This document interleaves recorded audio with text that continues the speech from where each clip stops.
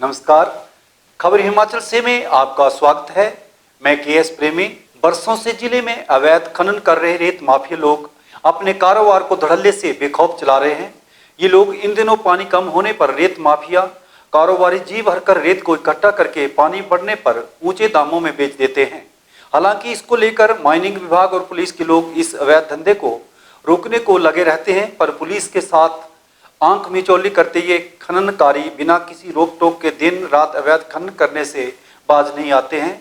इस बात से परेशान लोगों का कहना है कि ये अवैध रेत माफिया लोग दूसरों के घरों को खतरा पैदा करके रावी नदी के किनारे से रेत को इकट्ठा कर लेते हैं, पर जैसे ही पानी बढ़ने से इसकी मांग बढ़ जाती है तो इसी रेत को ये अवैध खननकारी 30 रुपये से लेकर 35 रुपये तक लोगों को बेचते हैं। रावी नदी हो या फिर सियूल नदी, इन नदियों पर दर्जनों हिसाब से मंडरा रहे ये ट्रैक्टर दिन रात इन नदियों का सीना चीरते हुए अवैध खनन करने में मसरूफ रहते हैं। इन लोगों को ना तो जिला प्रशासन की कोई चिंता है और ना ही पुलिस का डर है। बस इन लोगों को चिंता है तो इस बात की कि जैसे तैसे किसी भी तरह इन नदियों से बह रहे सोने को निकाले, भले ही इस जोखिम भरे काम को करते उन लोगों की जान ही क्यों ना चली जाए। इसको लेकर लोगों से जब पूछा गया तो उन लोगों ने बताया कि रावी नदी के चारों तरफ रेत का अवैध खनन धड़ल्ले से चल रहा है।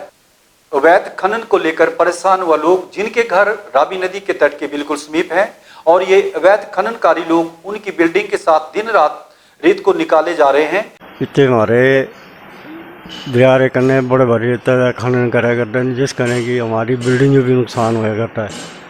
क्यों लोगों को रेता भरी भरी के घोड़े खच्चर और एनसी भरी भरी के ना ले जाते हैं। प्रशासन का डर तो कोई है नहीं ना, जो शायद हो सकता है कि प्रशासन की मंजूरी है ना, जो कितने हिसाब करने डर के कोई वो डर फिक्र नहीं है। घोड़े खचरा करने वो ढोया करते हैं। आसा ये है कि प्रशासन का मांग करते कि ये ना जो अवैध खनन का रोका जाए ताकि हमारा जरा नुकसान होया करता वो ना हो।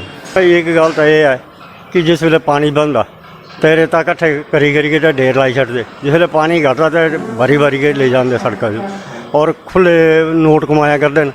आसान जो नुकसान करा करते हैं। यहाँ पे जो है अवैध खनन हमारे रावी के बिल्कुल सारे चारों तरफ से लगा हुआ है। यहाँ पे मशीनों से रेता निकाला जा रहा है, घोड़े खच्चर वाले रेता निकाल रहे हैं। और दूसरा ये जीपें लगी हुई हैं, एनसीए लगी हैं, टिप्पर लगे हैं, ट्रैक्टर लगे हैं। इस पे प्रशासन की कोई भी नज़र नहीं है। और दूसरा ये है कि हमारे चम्बा में अभी जैसे पानी कम है तो लोग रेता निकाल के डंप कर लेते हैं और जब पानी बढ़ जाता है तो उसको महंगे दाम पे बेचते हैं।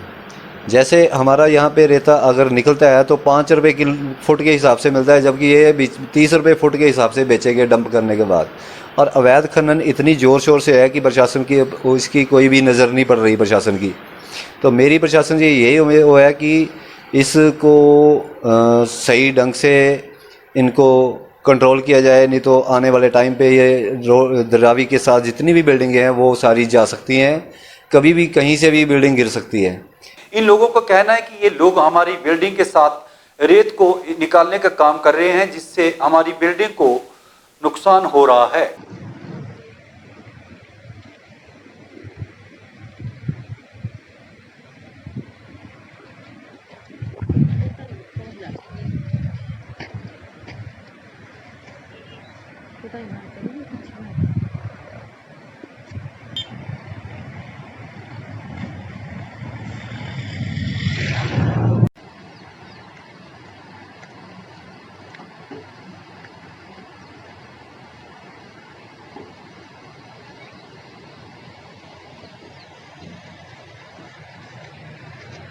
इस बारे हमारी टीम जिले के खनन अधिकारी के कार्यालय पहुंची।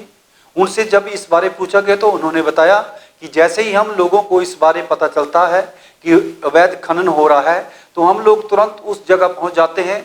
कभी कभार रात के समय चोरी छिपे काम करते हैं, तो इसके लिए हम लोग पुलिस विभाग इसकी रोकथाम के लिए गुजारिश भी करते हैं। जैसे ही ध्यान में आता है कि चंबा जिले के किसी भी क्षेत्र में अवैध खनन हो रहा है, विभाग द्वारा वहाँ जाके कार्रवाई की जाती है और ये निर्देश प्रदेश सरकार के भी हैं कि अवैध खनन पर शिकंजा कसा जाए।